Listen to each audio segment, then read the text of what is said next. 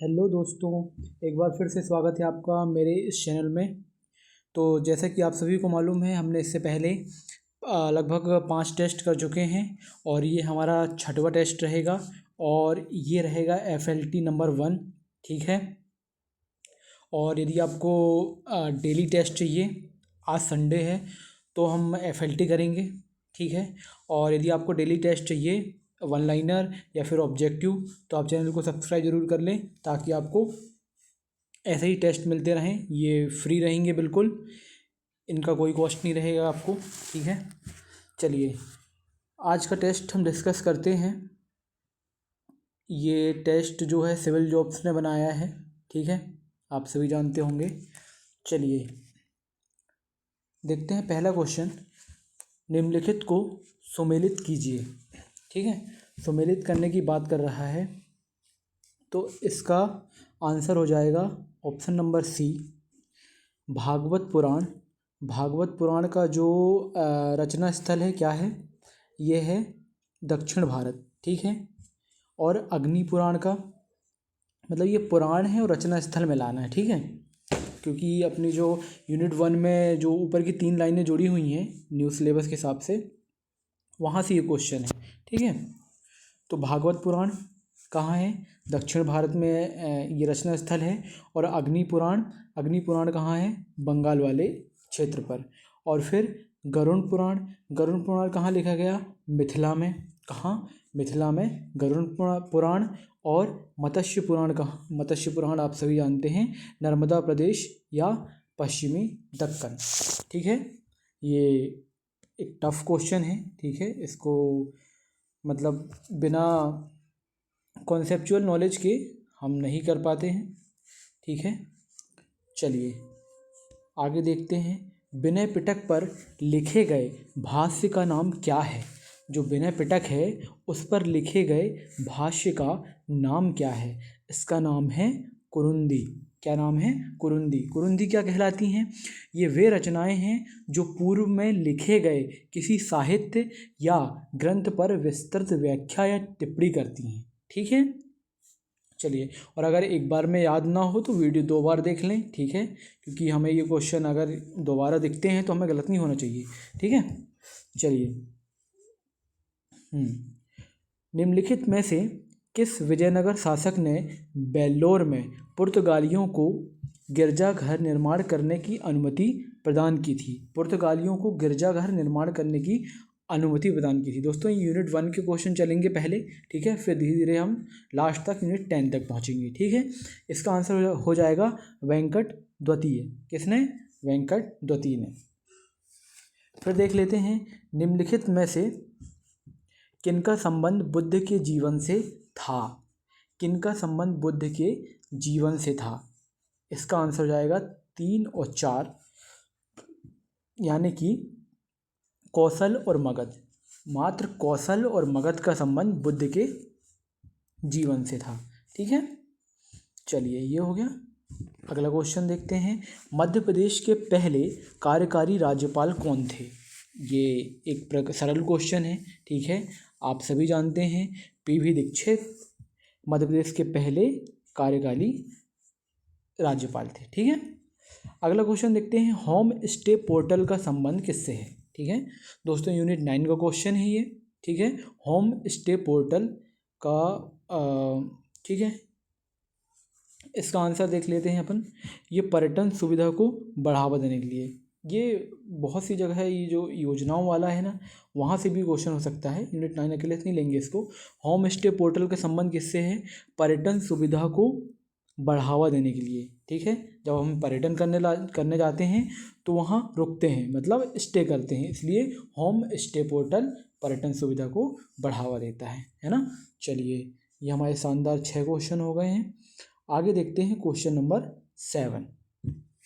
Question number 7 कहता है, बैजाबाई सिंधिया के संदर्भ में असत्य कथन सुने या चुने। ठीक है, बैजाबाई सिंधिया के संदर्भ में असत्य कथन चुने। ठीक है, जो बैजाबाई सिंधिया थी, तो देख लेते हैं असत्य कथन कौन सा है। इसका असत्य कथन हो जाएगा ऑप्शन नंबर डी। ठीक है, यह है, अशाय के युद्ध में आर्थर बैरेजी से पराजित हुई थी लिखा है, लेकिन ऐसा नहीं है। ठीक है, अब सही क्या है? बैजाबाई सिंधिया के बारे में देख लेते हैं। वह जानकोजी राव की संरक्षक एवं दौलतराव सिंधिया की पत्नी थी। बैजाबाई कौन थी? जानकोजी राव की संरक्षक और दौलतराव सिंधिया की पत्नी थी। ठीक है, 1857 की क्रांति में रानी लक्ष्मीबाई एवं तात्या टोपे का साथ दिया था। जब 1857 की क्रांति हुई तो बैजाबाई ने रानी लक्ष्मीबाई और तात्या टोपे दोनों का साथ दिया था, क्योंकि रानी लक्ष्मीबाई और तात्या टोपे दोनों साथ लड़ते थे तो दोनों को साथ दिया ही होगा, सीधी सी बात है। चलिए आगे देख लेते हैं।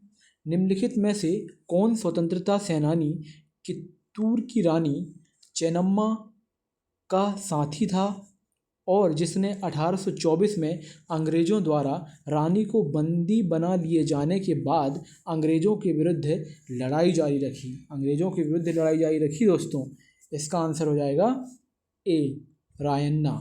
ठीक है, राष्ट्रीय आपदा प्रबंधन प्राधिकरण की अध्यक्षता किसके द्वारा की गई? राष्ट्रीय आपदा प्रबंधन प्राधिकरण की अध्यक्षता ये की गई है प्रधानमंत्री के द्वारा। ठीक है दोस्तों, हमें टफ क्वेश्चन पे ज़्यादा ध्यान नहीं देना है।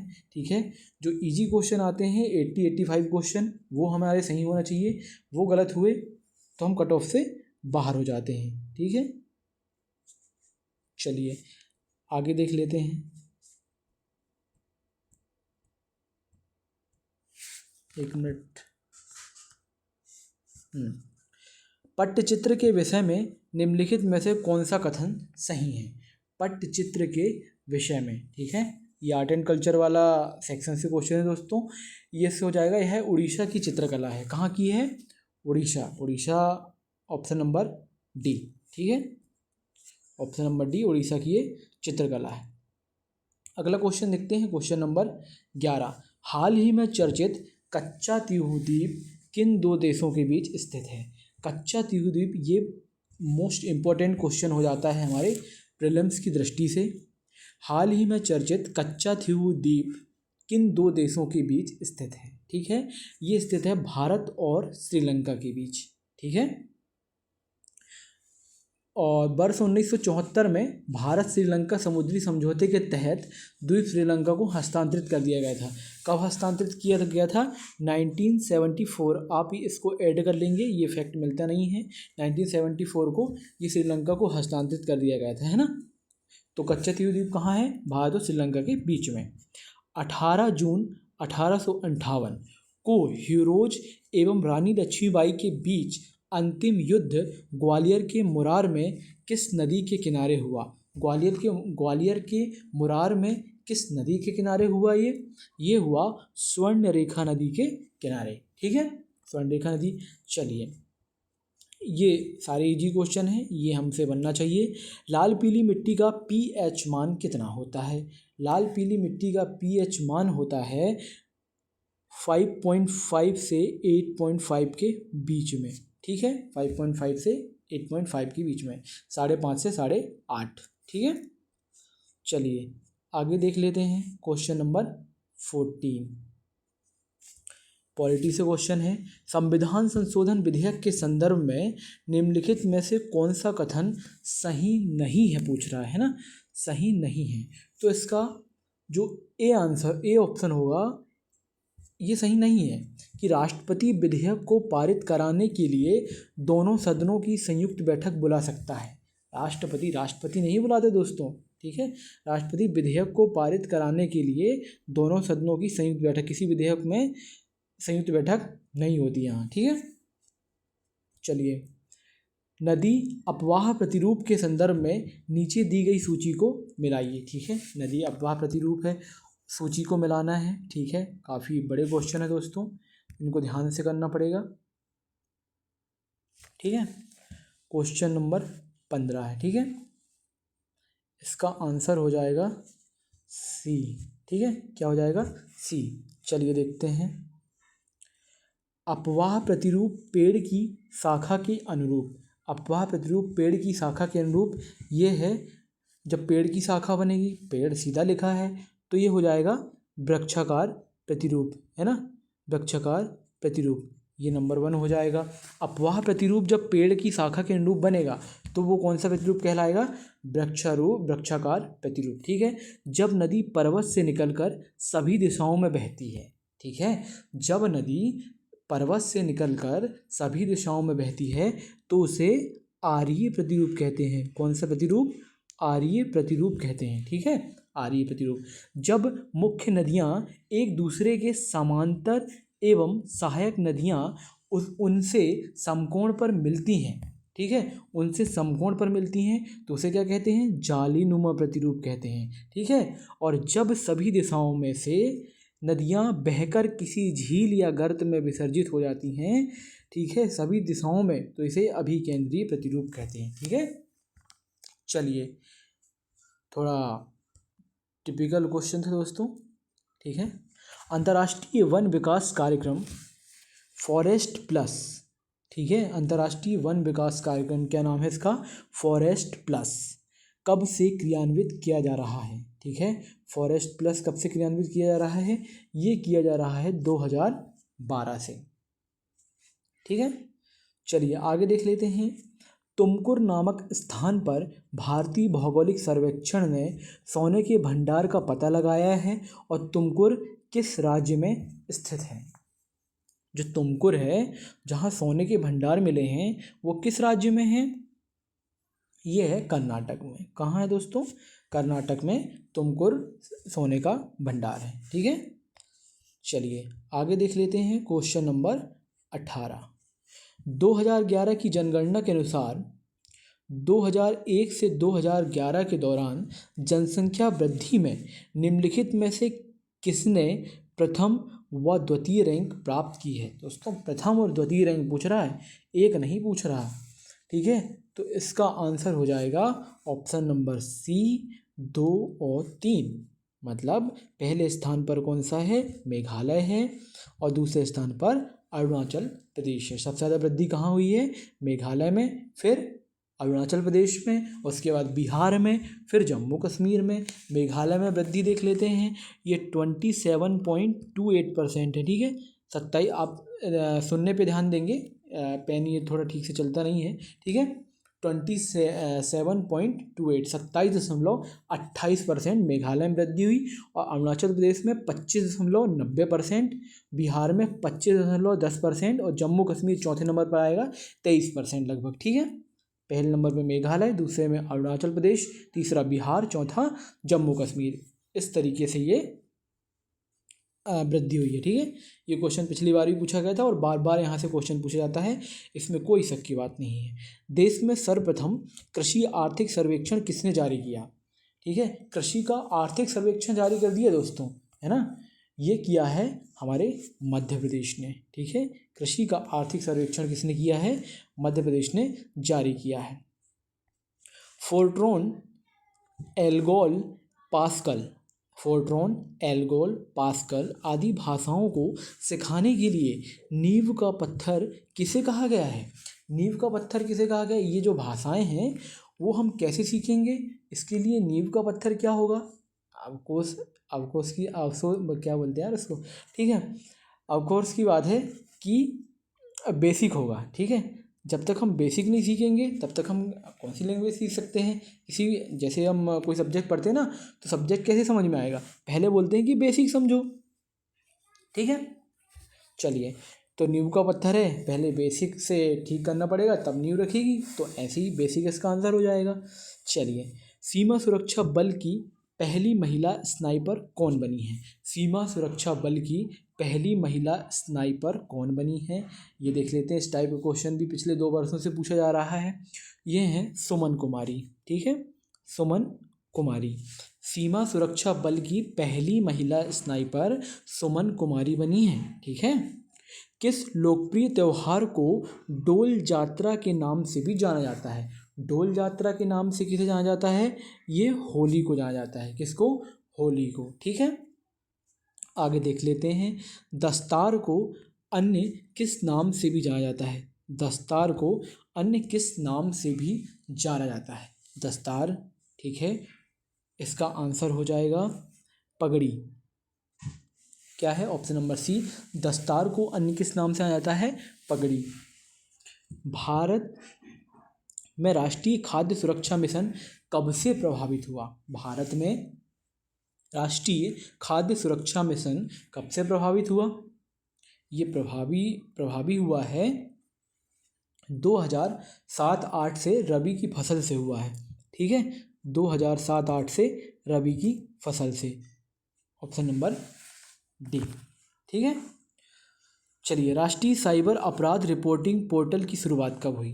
राष्ट्रीय साइबर अपराध रिपोर्टिंग पोर्टल की शुरुआत कब हुई है? ये हुई है 30 अगस्त 2019 को।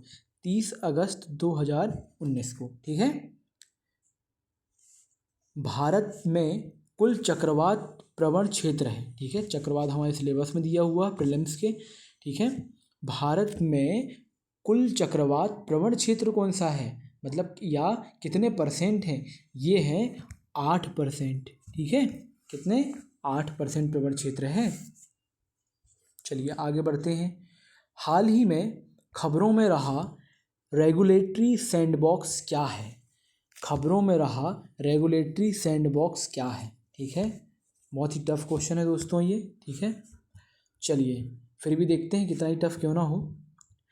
नए कम लागत वाले वित्तीय उत्पादों का लाइव परीक्षण। ठीक है, नए कम लागत वाले वित्तीय उत्पादों का लाइव परीक्षण है। ठीक है,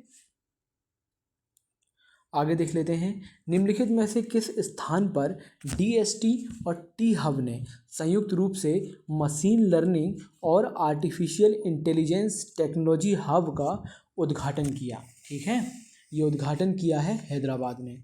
किसने? हैदराबाद ने। प्रकाश संश्लेषण निष्पादित करने की क्षमता वाले पादप निम्नलिखित में से किस एक जीव प्रकार के अंतर्गत आते हैं? किस एक जीव प्रकार के अंतर्गत आते हैं? ठीक है, ये देख लेते हैं। ये आते हैं ऑटोट्रॉफ। ऑटोट्रॉफ कहाँ है? Option number C. ठीक है, अगला है दीपम। दीपम एक विभाग है।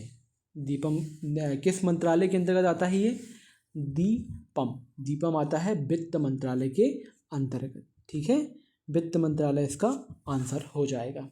यूनिस न्यूटन फूटे का संबंध किससे है? जो यूनिस न्यूटन फूटे हैं, इनका संबंध किससे है? इनका संबंध है ग्रीन हाउस प्रभाव से। ठीक है, ग्रीन हाउस प्रभाव से है इसका संबंध।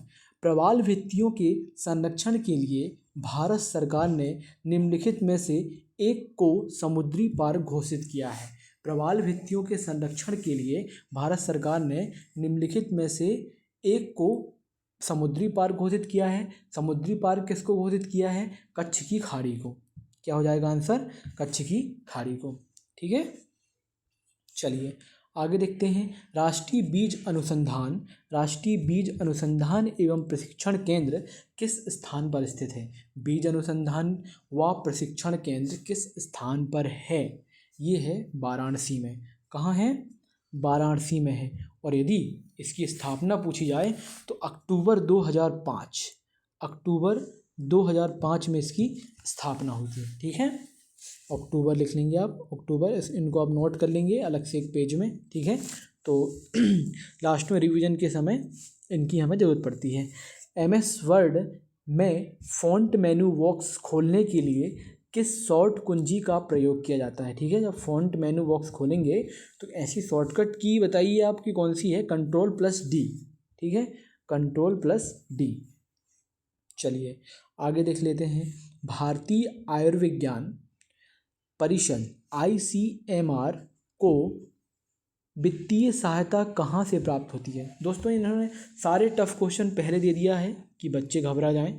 और जैसे MP के क्वेश्चन, पॉलिटी, ठीक है, ज्योग्राफी के, और यूनिट 10 के जो क्वेश्चन है वो आगे दिया होगा, है ना। तो ऐसा टेस्ट देख के कभी घबराएं ना।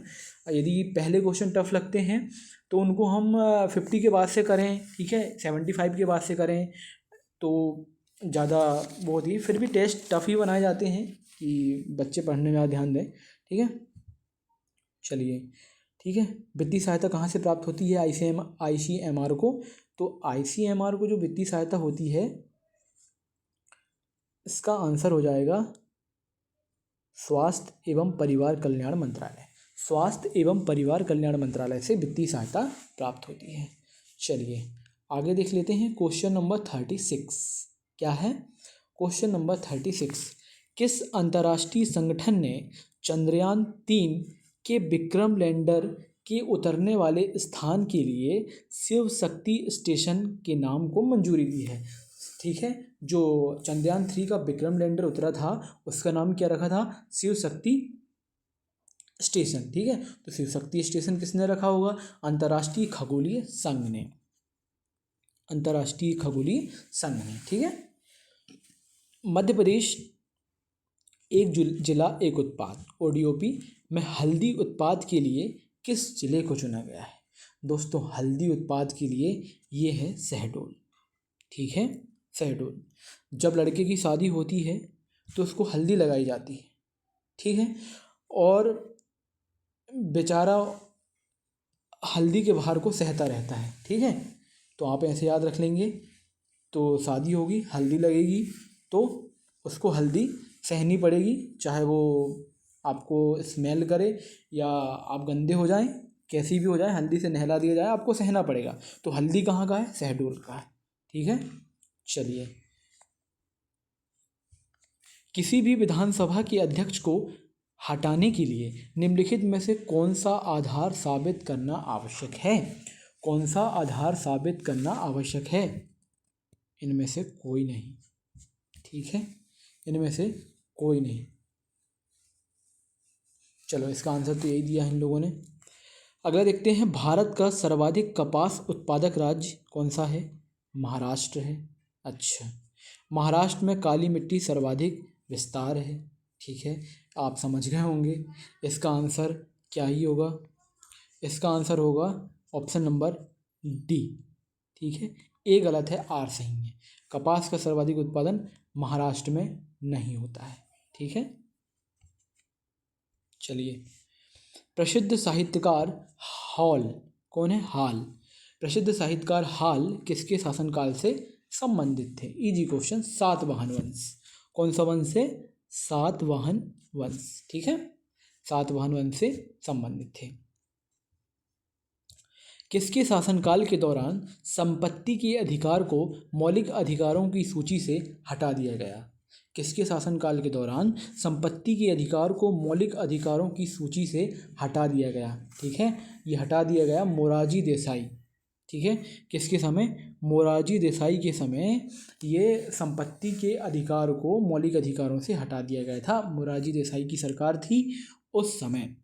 निम्नलिखित में से कौन सा ग्राम न्यायालयों की स्थापना के कारण है? ग्राम न्यायालयों की स्थापना के लिए क्या कारण हो सकते हैं? ये इसका आंसर हो जाएगा 1 और 3। देखते हैं 1 और 3 क्या है। गरीबों और वंचितों की न्याय तक पहुंच के लिए ग्राम न्यायालयों की स्थापना की जाती है। जो गरीब हैं और जो वंचित लोग हैं, ठीक है, जो जिन्हें पूरी ज़रूरतें प्राप्त नहीं हो पाती हैं, उनके लिए ग्राम न्यायालयों की आवश्यकता होती है। और 3 कह रहा है गरीबों को उनके द्वार पर न्याय। गरीब जो हैं वो बेचारे न्याय व्यवस्था से इतना अवगत नहीं होते हैं, क्योंकि भारतीय संविधान को वकीलों का संविधान कहा जाता है। ठीक है, तो गरीब ना इतने शिक्षित होते हैं कि वो उनकी भाषा को समझ पाएँ, इसलिए गरीबों को उनके द्वार पर ही न्याय प्राप्त करने के लिए ग्राम न्यायालयों की स्थापना की जा सकती है। ठीक है, या की जाती है। चलिए आगे देखते हैं क्वेश्चन नंबर 43। Human immunodeficiency. ठीक है, काफ़ी टफ नाम है, ये वायरस है। और एक्वायर्ड इम्यून डिफिशियंसी सिंड्रोम रोकथाम और नियंत्रण अधिनियम किस वर्ष लागू किया गया? रोकथाम और नियंत्रण अधिनियम किस वर्ष लागू किया गया? ये लागू किया गया है 2017 को। ठीक है, ये चर्चे में रहा होगा करंट में। ठीक है, आप देख लेंगे एक बार और, अगर रहा होगा तो इसको ज़रूरी याद करें। 2017 में यह अधिनियम लागू हुआ था। ठीक है, कांग्रेस के संविधान का निर्माण किस अधिवेशन में किया गया? कांग्रेस का जो संविधान निर्माण किया गया था वो किस अधिवेशन में किया गया था? ये किया गया था 1908 के मद्रास अधिवेशन में। कौन सा अधिवेशन? मद्रास अधिवेशन। कब हुआ था ये? 1908 में, ठीक है, 1908 में। और कांग्रेस में संविधान का निर्माण कर दिया गया था और इसके यहाँ अध्यक्ष कौन थे? रास बिहारी घोष, ठीक है, बोस नहीं, रास बिहारी घोष, ठीक है। 2011 की जनगणना के अनुसार न्यूनतम नगरीय जनसंख्या वाला राज्य कौन सा है? 2011 की जनगणना के अनुसार न्यूनतम नगरीय जनसंख्या वाला राज्य कौन सा है? तो न्यूनतम नगरीय जनसंख्या है सिक्किम में, ठीक है, सिक्किम में है। चलिए, संविधान के विभिन्न पहलुओं पर अध्ययन करने हेतु कितनी समितियां नियुक्त की गई हैं? संविधान के विभिन्न पहलुओं पर अध्ययन करने हेतु कितनी समितियां नियुक्त की गई थी उस टाइम? उस टाइम नियुक्त की गई थी 13 समितियां। कितनी थी? कुल 13 समितियां, ये आप याद रखेंगे। ट्राइसेम कार्यक्रम किससे संबंधित है? जो ट्राइसेम कार्यक्रम है वो किससे संबंधित है? ये है स्वरोजगार हेतु ग्रामीण युवकों से, ठीक है, स्वरोजगार हेतु ग्रामीण युवकों से। अगला क्वेश्चन देखते हैं, सतत विकास लक्ष्यों के संबंध में निम्नलिखित कथनों पर विचार कीजिए, ठीक है। एसडीजी हमारे सिलेबस में बिल्कुल लिखे हुए हैं, ठीक है, और यहाँ से आप क्वेश्चन नहीं छोड़ सकते हैं, ठीक है। इसका आंसर चलिए देखते हैं। इसमें 20 लक्ष्य हैं, बहुत गलत बात है। 180 टारगेट हैं, ये भी बहुत गलत बात है, ठीक है। इसका आंसर जो होगा डी होगा, केवल 2 सही हैं, ठीक है। इसे सितंबर 2015 में न्यूयॉर्क में अपनाया गया था। कहाँ अपनाया गया था? सितंबर 2015 में। ये 2015 से 2030 तक के लिए है दोस्तों, एसडीजी है ना, याद रखेंगे, 2015 से 2030 के लिए था, ठीक है। और इसके पहले क्या था? 2000 से 2015 तक क्या था? एमडीजी थे, ठीक है, मिलेनियम सस्टेनेबल गोल्स थे, ठीक है। चलिए, और इसमें हाँ, ये गलत कैसे हुआ ये पॉइंट? क्योंकि एसडीजी में आप सभी जानते हैं 17 लक्ष्य हैं, ठीक है, 17 मेन लक्ष्य हैं और उसमें 169 टारगेट शामिल किए गए हैं, 169 टारगेट, ठीक है। आप ये नोट कर लेंगे यदि आपको ये मालूम नहीं होगा तो। परमाणु पदार्थ निदेशालय का मुख्यालय निम्न में से कहाँ पर है? परमाणु पदार्थ निदेशालय का मुख्यालय निम्न में से कहाँ है? 49D, ठीक है, हैदराबाद। परमाणु पदार्थ निदेशालय का मुख्यालय हैदराबाद में। विक्रम एस का संबंध किससे है? विक्रम एस का संबंध किससे है? विक्रम एस का निर्माण स्काईरूट एरोस्पेस द्वारा करवाया गया था। किसका? स्काईरूट, एक कंपनी है, स्काईरूट एरोस्पेस द्वारा किया गया था। यह भारत का पहला प्राइवेट रॉकेट है, ठीक है। तो ये इसका आंसर क्या हो जाएगा? निजी रॉकेट। भारत का पहला प्राइवेट रॉकेट है विक्रम एस, ठीक है। और इसका निर्माण किसने किया था? स्काईरूट एरोस्पेस कंपनी द्वारा इसका निर्माण किया गया था, ठीक है। चलिए दोस्तों, यदि आपको ऐसी टेस्ट चाहिए तो आप चैनल को सब्सक्राइब कर लें ताकि आपको नोटिफिकेशन मिलता रहेगा जब भी 2 दिन 3 दिन में टेस्ट अपलोड होंगे, ठीक है। प्रीलिम्स से पहले लगभग हम 100 टेस्ट इसमें करेंगे, जो कि बहुत ही महत्वपूर्ण, लगभग 10,000 सीधे क्वेश्चन और क्या बोलते हैं 20 से 25,000 उनके जो हम डिस्कस करेंगे वो मिल जाएंगे, ठीक है। और रही बात वन लाइनर, तो वन लाइनर टेस्ट भी मिलेंगे इसमें। और यहाँ परीक्षा धाम की इसी चैनल पर जब आप जाएंगे प्ले लिस्ट में तो आपको परीक्षा धाम में पब्लिकेशन की मध्य प्रदेश की बुक कंप्लीट वहाँ से मैं करवा रहा हूँ, तो आप वो जाके देख सकते हैं, ठीक है। और हम इसमें तथ्यवान, एग्जामपीडिया और स्पीडी ऐसी बुकों को कंप्लीट करेंगे ताकि हमारे क्वेश्चन गलत होने की संभावना बिल्कुल नगण्य हो, ठीक है। चलिए आगे देखते हैं क्वेश्चन नंबर 51। G20 के बारे में निम्नलिखित में से कौन सा कथन सही है? ठीक है, अब बता दीजिए आप कौन सा सही है, ठीक है। G20 की अध्यक्षता वर्तमान, अतीत और भविष्य के मेजबान देशों से बनी ट्रोइका द्वारा समर्थित है, ठीक है, ये सही है।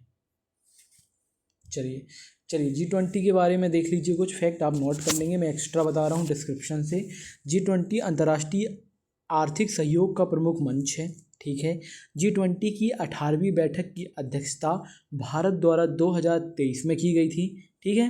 ये आर्थिक सहयोग का प्रमुख मंच है, याद रखेंगे। और 18वीं बैठक की अध्यक्षता भारत सरकार द्वारा 2023 में की गई थी और 2015 में G20 की 10वीं बैठक की अध्यक्षता तुर्की द्वारा की गई थी। ठीक है, चलिए ये ज़्यादा महत्वपूर्ण नहीं है। ठीक है, सुन लिया आपने। अब आगे देखते हैं। अब तेजी से चलेंगे क्योंकि क्वेश्चन सरल आएंगे, वो आपको मालूम है, क्योंकि एमपी के क्वेश्चन और यूनिट 9, 10 वगैरह क्वेश्चन स्टार्ट यहाँ से होंगे। विटामिन ई विशेषता किसके लिए महत्वपूर्ण है? विटामिन ई किसके लिए? लिंग ग्रंथियों की सामान्य प्रक्रिया के लिए। लिंग ग्रंथियों की सामान्य प्रक्रिया के लिए विटामिन ई महत्वपूर्ण है। ठीक है, आगे देखते हैं। निम्नलिखित में से कौन सा ओपन सोर्स सॉफ्टवेयर है? ओपन सोर्स सॉफ्टवेयर ये है मोजिला फायरफॉक्स। ठीक है, मध्य प्रदेश में स्थित राजमहल मड़वैया संग्रहालय कहाँ स्थित है? मध्य प्रदेश में स्थित राजमहल मड़वैया संग्रहालय कहाँ स्थित है? मध्य प्रदेश का क्वेश्चन है और ये नया क्वेश्चन है दोस्तों। ठीक है, ये स्थित है जबलपुर में। कहाँ स्थित है? जबलपुर में। राजमल मड़वैया संग्रहालय, ठीक है, संग्रहालय है, जबलपुर में स्थित है। और कुछ 1-2 संग्रहालय और देख लीजिए। यशोवर्धन संग्रहालय कहाँ है? मंदसौर में है। ठीक है, और जहांगीर महल संग्रहालय कहाँ है? ओरछा में है। ठीक है, आप ऐसे इनको याद कर लेंगे। टेबल दी हुई है, या परीक्षा धाम की बुक है या कोई भी नोट्स देखेंगे आप, उसमें आपको टेबल मिल जाएगी। ठीक है, चलिए आगे देख लेते हैं। निम्न में से किस शिल्प का संबंध बालाघाट से है? ऐसा कौन सा शिल्प है जिसका संबंध बालाघाट से है? ठीक है, बालाघाट वाला देखते हैं हम। ये है मैगलूर टाइल्स। मैगलूर टाइल्स का संबंध बालाघाट से है। और भी हम ये पढ़ते हैं, जैसे काष्ठ शिल्प पढ़ते हैं। काष्ठ शिल्प ये मुरैना से है। भैरवगढ़ प्रिंट पढ़ते हैं, ये उज्जैन से है। पंजादरी पढ़ते हैं, अलीराजपुर से है। ठीक है, ऐसी चीज़ें। कंप्यूटर विज्ञान में डोम का पूर्ण रूप क्या है? डोम का पूर्ण रूप है दस्तावेज ऑब्जेक्ट मॉडल। ठीक है, दस्तावेज ऑब्जेक्ट मॉडल। आगे देखते हैं। आईटी अधिनियम 2020 में कितनी अनुसूचियां हैं? आईटी अधिनियम 2020 में कितनी अनुसूचियां हैं? ये अनुसूचियां हैं 4। ठीक है, आईटी अधिनियम 2020 जो बना है उसमें कितनी अनुसूचियां हैं? 4 हैं। ठीक है, आगे देख लेते हैं। सिकल सेल एनीमिया, जो सिकल सेल एनीमिया है के संबंध में निम्नलिखित कथनों पर विचार करें। ठीक है, एनीमिया संक्रामक रोग दिए गए हैं सिलेबस में। ठीक है, यूनिट 7 में। तो आप ये क्वेश्चन को, ठीक है, नेगलेक्ट नहीं कर सकते। चलिए आगे देखते हैं। क्वेश्चन नंबर 58 है ये। ठीक है, 1 और 2 इसका आंसर होगा, देख लेते हैं। यह एक अनुवांशिक रोग है। ठीक है, कौन सा रोग है? अनुवांशिक रोग है। इस बीमारी वाले लोगों में एटिपिकल हीमोग्लोबिन होता है जो रक्त के प्रवाह को धीमा या अवरुद्ध कर सकता है। ठीक है, बिल्कुल ठीक है। चलिए आगे देखते हैं। राष्ट्रीय महिला आयोग की संरचना में शामिल होते हैं। राष्ट्रीय महिला आयोग, ठीक है, नेशनल वुमेन कमीशन। इसका आंसर क्या हो जाएगा? B, 59 B. मतलब एक अध्यक्ष, एक सचिव, 5 सदस्य। एक अध्यक्ष, एक सचिव, 5 सदस्य, कुल मिला के 7। ठीक है, ऐसे याद कर लेंगे। और जो सिकल सेल एनीमिया है दोस्तों, ठीक है, इसके बारे में एक फैक्ट आप याद रखेंगे कि सिकल सेल एनीमिया को ख़त्म करने का जो भारत सरकार का लक्ष्य है वो है 2047 तक का। कब का? 2047 तक का। चलिए, विकसित भारत 2047 हम पढ़ते हैं सिलेबस में। 2 या 2 से अधिक पारिस्थितिक तंत्रों के बीच के परिवर्ती क्षेत्र को कहते हैं। इसके परिवर्ती क्षेत्र को क्या कहते हैं? ये कहते हैं इकोटोन। इकोटोन, ठीक है। दोस्तों यदि आपको PYQ देखना है, ठीक है, तो PYQ 1-2 दिन में मैं लेके आऊँगा, ठीक है, प्रीवियस ईयर के, जिसमें हम लगभग 3-4 साल के क्वेश्चन पेपर देखेंगे। ठीक है, और इसके आगे भी होगा तो वो भी देख लेंगे। ठीक है, और उसके लिए आपको चैनल को सब्सक्राइब कर देना है ताकि आपको नोटिफिकेशन उसका आसानी से मिल जाए, आपको कोई परेशानी ना हो। चलिए, महिला सम्मान बचत प्रमाण पत्र योजना के संबंध में निम्नलिखित कथनों पर विचार कीजिए, है ना। ये है केवल 3 इसका आंसर आएगा। इसमें 7.5% की निश्चित ब्याज दर प्रदान की जाती है। कितनी? 7.5% की निश्चित ब्याज दर प्रदान की जाती है। ऊपर दिए गए कथनों में से ये सही है, ठीक है। ये बस यही है, इसका आंसर हो जाएगा। ज़्यादा इसमें उलझना नहीं है, इतना महत्वपूर्ण क्वेश्चन ये है नहीं। स्थैतिक ऊर्जा का मान कहाँ लुप्त हो जाता है? जो स्थैतिक ऊर्जा होती है उसका मान कहाँ लुप्त हो जाता है? ये पृथ्वी के केंद्र पर लुप्त हो जाता है, ठीक है। कहाँ हो जाता है? पृथ्वी के केंद्र पर। चलिए आगे देख लेते हैं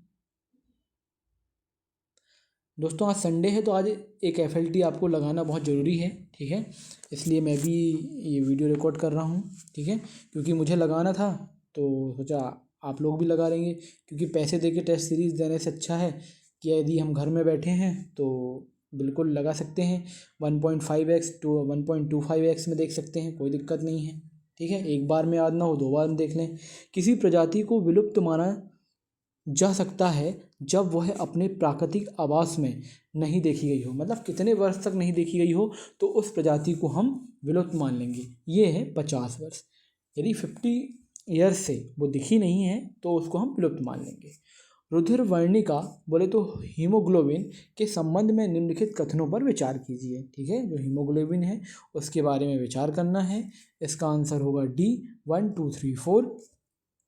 इसमें लौह तत्व मौजूद होता है, बिल्कुल होता है। यह रक्त को लाल रंग प्रदान करता है, हीमोग्लोबिन की वजह से हमारा ब्लड रेड दिखता है।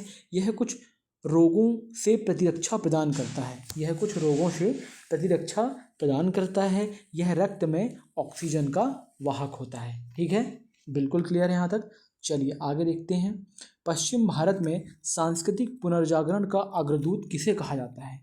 जो पश्चिम भारत है उसमें सांस्कृतिक पुनर्जागरण का अग्रदूत किसे माना जाता है?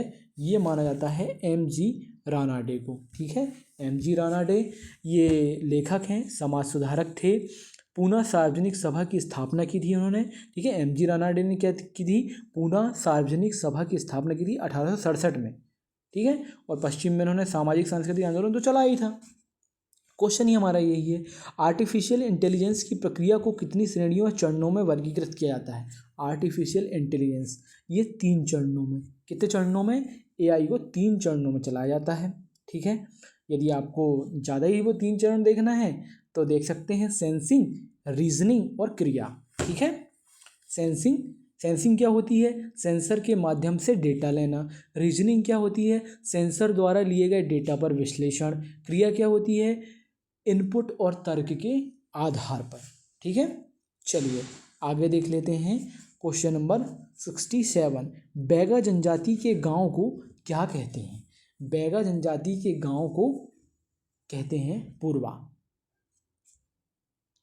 पूर्वा कहते हैं बैगा पूर्वा, ठीक है।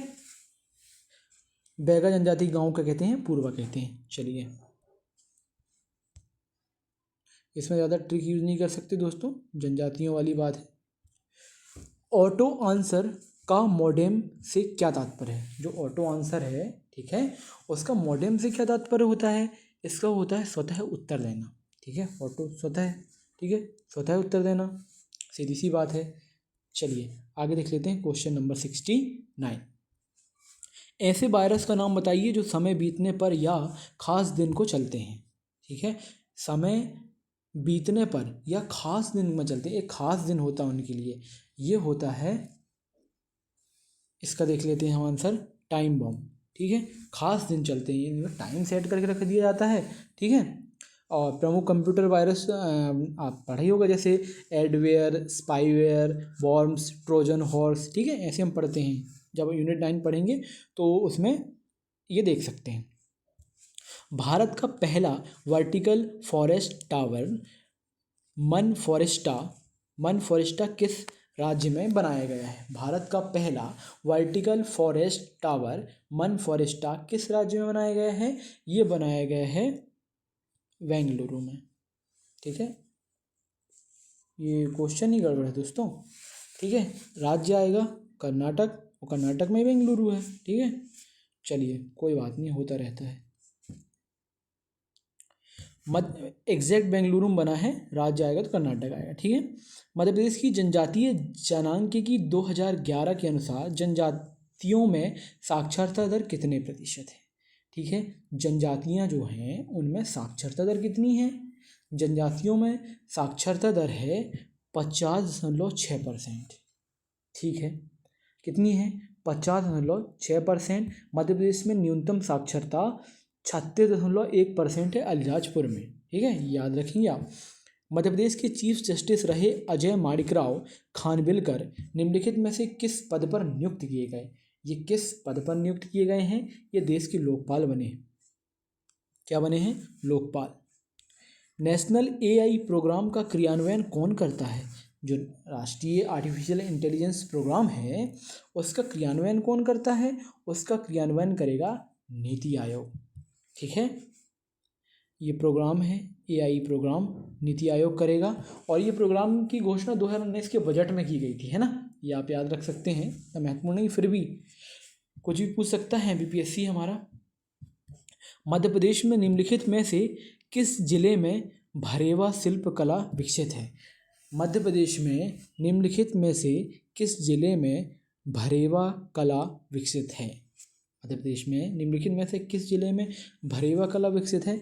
ये भरेवा कला विकसित है बैतूल में। ठीक है, बैतूल में भरेवा है ना? ठीक है, कोई भर भर के बात करेगा उसको बोल देंगे हम कैसी बेतुकी बात कर रहा है। तो शिल्पकला भरेवा बैतूल। निम्नलिखित में से मध्य प्रदेश के ग्वालियर में स्थित सास बहू का मंदिर कहाँ है? मध्य प्रदेश के ग्वालियर में सास बहू का मंदिर स्थित है। क्वेश्चन ये है किसने बनाया था? ठीक है, ये किसने बनाया था? ये बनाया था राजा महिपाल ने। ठीक है, सास बहू का मंदिर किसने बनाया था? राजा महिपाल ने, है ना? और जो अभी हम वहाँ वो देख के आए ना शिल्प बल, तो उसमें शिल्प में आप बहुत सारी शिल्प हैं 8-10, तो आप याद कर लेंगे, है ना? सीधे एक लिस्ट बना के उसको रट लेंगे, एक क्वेश्चन वहाँ से आता ही है। चलिए, सास बहू के मंदिर के बारे में यदि आपको कुछ फैक्ट ऐड करना है तो देख सकते हैं। यह मंदिर ग्वालियर किले में स्थित है। इसका निर्माण कच्छप घात राजा महिपाल द्वारा करवाया गया था। महिपाल कच्छप राजा था। 1993 में ये करवाया गया था निर्माण। यह विष्णु के पद्मनाभ रूप को समर्पित है। ठीक है, चलिए, परमाणु ऊर्जा नियामक बोर्ड के अध्यक्ष दिनेश कुमार शुक्ला का संबंध। परमाणु ऊर्जा नियामक के बोर्ड के अध्यक्ष हैं दोस्तों दिनेश कुमार शुक्ला का संबंध कहाँ से है? ये है जबलपुर से। ठीक है, आगे देख लेते हैं। वर्तमान में मध्य प्रदेश के लोक स्वास्थ्य एवं परिवार कल्याण मंत्री कौन है? लोक स्वास्थ्य एवं परिवार कल्याण मंत्री हैं राजेंद्र शुक्ल। कौन है? राजेंद्र शुक्ल। आबचंद की गुफाएं स्थित हैं। आबचंद की गुफाएं स्थित हैं, ये हैं सागर में। कहाँ हैं? सागर में है आबचंद की गुफाएं, सागर। तो गधेरी नदी के किनारे स्थित है ये प्रसिद्धि इनकी है, ये शैल चित्रों से इसकी प्रसिद्धि है। ठीक है, आबचंद की गुफाएं, है ना? चलिए आगे देखते हैं। दामोदर मिश्र भास्कर भट्ट किस राजा के दरबारी कवि थे? जो दामोदर मिश्र हैं और भास्कर भट्ट हैं वो किस राजा के दरबारी कवि थे? ये थे राजा भोज के। ठीक है, राजा भोज के। और दामोदर मिश्र की ये रचना है कि हनुमान नाटक करके। ठीक है, हनुमान नाटक, है ना? याद रखेंगे आप। अगला क्वेश्चन देखते हैं, क्वेश्चन नंबर 80। कौन सा साहित्यिक स्रोत बताता है, कौन सा साहित्यिक स्रोत बताता है कि चंद्रगुप्त मौर्य ने नंदों को उखाड़ फेंकने हेतु चाणक्य की सहायता प्राप्त की? चाणक्य की सहायता प्राप्त की है, ये स्रोत बताता है मुद्रा राक्षस। ठीक है, मुद्रा राक्षस। मुद्रा राक्षस के बारे में देखें तो मुद्रा राक्षस में आप कुछ पॉइंट याद रखेंगे, है ना? तो मुद्रा राक्षस के बारे में आपने फैक्ट नोट कर लिया था। ठीक है, एक बार और देख लीजिए। मुद्रा राक्षस विशाख दत्त द्वारा रचित संस्कृत नाटक है। इसमें चंद्रगुप्त मौर्य के पराक्रम का वर्णन मिलता है। ठीक है, इसी में नंदवंश को उखाड़ फेंकने के लिए चंद्रगुप्त मौर्य द्वारा चाणक्य की सहायता का वर्णन मिलता है। ठीक है, चलिए आगे देखते हैं। पादपों द्वारा आयरन का अवशोषण निम्नलिखित में से किस रूप में होता है? किस रूप में होता है? ये फेरिक रूप में होता है। आहार में फाइबर की क्या भूमिका है? आहार में जो फाइबर होता है उसकी क्या भूमिका है? ये है पाचन में सहायता करता है। किस में करता है? पाचन में सहायता।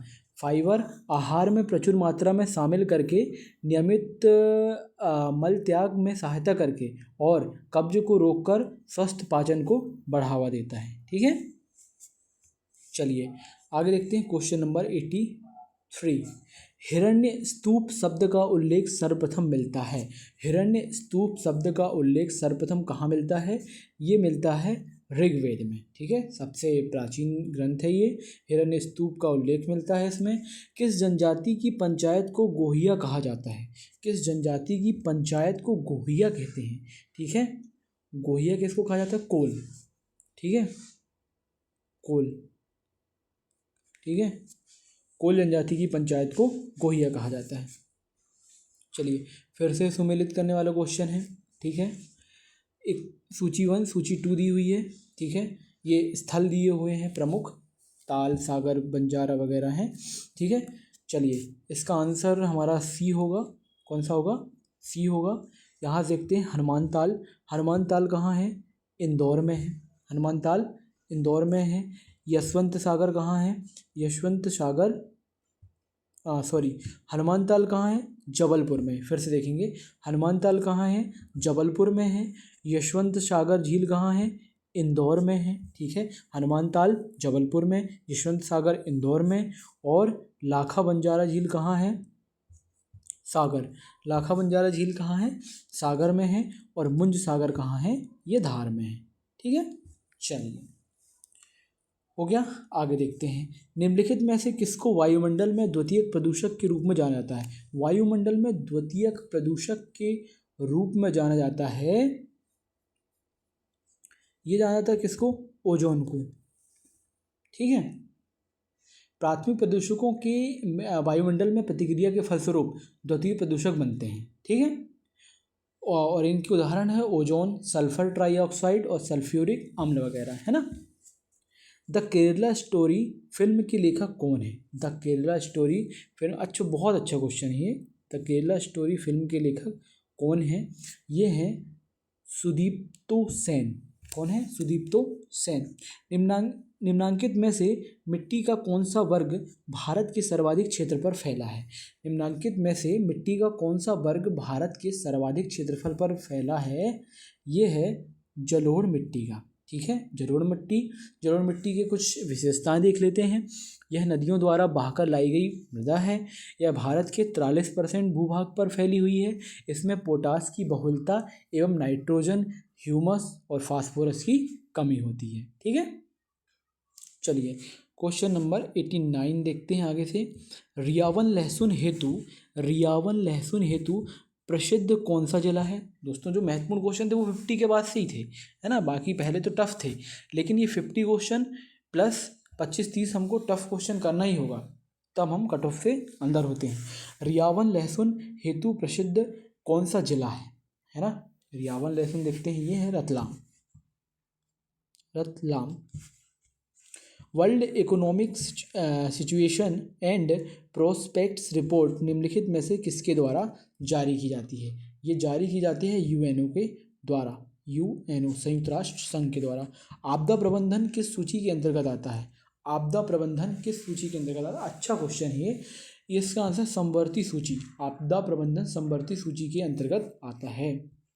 बलन क्रिया किसका परिणाम है? जो बलन क्रिया है वो पर्वत निर्माणकारी बल है। ठीक है, पर्वत निर्माणकारी बल है ये बलन क्रिया। मध्य प्रदेश राज्य सूचना आयोग का मुख्यालय कहाँ है? ठीक है, मध्य प्रदेश राज्य सूचना आयोग का मुख्यालय कहाँ है? इसका आंसर हो जाएगा भोपाल। ठीक है, ऑफकोर्स भोपाल होगा, जो कि ऑप्शन में नहीं है। इसका आंसर इनमें से कोई नहीं। तो राज्य सूचना आयोग इसका गठन कब किया गया था? 22 अगस्त 2005 को। ठीक है, वर्तमान मुख्य सूचना आयुक्त अरविंद कुमार शुक्ला हैं। ठीक है, चलिए आगे देखते हैं क्वेश्चन नंबर 94। वोल्फ्राम अल्फा क्या है? वोल्फ्राम अल्फा क्या है? यह एक सर्च इंजन है। ठीक है, सर्च इंजन। दोस्तों यहाँ एक क्वेश्चन आता ही है कि सर्च इंजन क्या है। ठीक है, और एप्लीकेशन सॉफ्टवेयर वगैरह पूछता रहता है, चैट जीपीटी कब लॉन्च किया गया? चैट जीपीटी कब लॉन्च किया गया? ये किया गया था 30 नवंबर 2022 को। 30 नवंबर 2022 को यहाँ पर लिख लेंगे, 30 नवंबर 2022 को। 30 नवंबर 2022 को कंपनी थी, निर्माता को कंपनी कौन सी थी? Open AI. यह मैसेज आधारित चैटबॉट है। ठीक है। आत्मनिर्भर मध्य प्रदेश के अंतर्गत किस वर्ष तक प्रदेश को टीबी मुक्त बनाने का लक्ष्य रखा गया है? आत्मनिर्भर मध्य प्रदेश के अंतर्गत किस वर्ष तक प्रदेश को टीबी मुक्त बनाने का लक्ष्य रखा गया है? टीबी मुक्त हम कब तक कर पाएंगे? ये लक्ष्य था 2024 तक दोस्तों। ठीक है। डीएनए की द्विकुंडली या डबल हेलिक्स संरचना किसके द्वारा दी गई? डीएनए या डबल हेलिक्स संरचना किसके द्वारा दी गई? ये दी गई थी जेम्स वाटसन एंड क्रिक के द्वारा। वाटसन एंड क्रिक के द्वारा दी गई थी, है ना, जो कि ऑप्शन में नहीं है हमारे। वाटसन एंड क्रिक याद रखेंगे। ग्रीन वॉश क्या है? ये चर्चे में रहा है। ठीक, करंट से क्वेश्चन है ये। ग्रीन वॉश क्या है? ग्रीन वॉश पर्यावरण संरक्षण हेतु किया गया झूठा वादा है। ठीक है, कि हम पर्यावरण संरक्षण कर रहे हैं करके ये झूठ बोल रहे हैं। ठीक है, ये है ग्रीन वॉश। वर्तमान में भारत में कौन से क्रम की स्वास्थ्य नीति लागू है? कौन से क्रम की स्वास्थ्य नीति लागू है? ये है तीसरे नंबर की है। ठीक है, तो पहली कब आई थी? पहली नीति 1983 में आई थी, दूसरी नीति 2002 में आई, तीसरी नीति 2017 में आई थी। ठीक है, ये आप नोट कर लेंगे। 1983, 2002, 2017, है ना। निजता का अधिकार किस वाद से संबंधित है? अंतिम क्वेश्चन, निजता का अधिकार किस वाद से संबंधित है? ये पुट्टुस्वामी केस से। ठीक है, पुट्टुस्वामी केस 2017 में सुप्रीम कोर्ट ने के.एस. पुट्टुस्वामी केस में निजता के अधिकार को मौलिक अधिकार अनुच्छेद 21 के तहत घोषित किया था। ठीक है, पुट्टुस्वामी केस में निजता का अधिकार था। ठीक है, तो दोस्तों ये हमारा आज का था पहला एफएलटी। ठीक है, और इससे पहले भी हम टेस्ट कर चुके हैं, और ऐसे ही जब भी हमको 3 दिन 4 दिन में टाइम मिलेगा तो एफएलटी करेंगे। बाकी डेली वन लाइनर क्वेश्चन तो वो चलेंगे ही। ठीक है, यदि आपको वीडियो पसंद आए लाइक ज़रूर कर दें और चैनल को सब्सक्राइब कर लें, ताकि अगले टेस्ट या अगले वीडियो, चाहे एमपी का हो, करंट के वीडियो हो, ठीक है, वो आपको चाहिए तो आप जुड़े रहें। ठीक है, चलिए। और जिसको यूनिट 1 में जो 3 लाइनें हमारी न्यू जुड़ी हुई हैं, जैसे वेद, आरण्यक, उपनिषद, ज्ञान परंपरा, ठीक है, वो पढ़ना है तो उसके लिए चैनल को सब्सक्राइब कर लें। फिर एक ही बात है, और वो हम पढ़ेंगे जो नया सिलेबस है वो सारांश आईसीएस के नोट्स से पढ़ेंगे। ठीक है, कहाँ के? सारांश आईसीएस के नोट्स से पढ़ेंगे। तो और वो सारे फ्री में रहेंगे, उसके लिए कोई पैसे नहीं है। ठीक है, चलिए, पूरा वीडियो देखने के लिए बहुत बहुत धन्यवाद। मिलते हैं अगले वीडियो में। आपका दिन शुभ हो।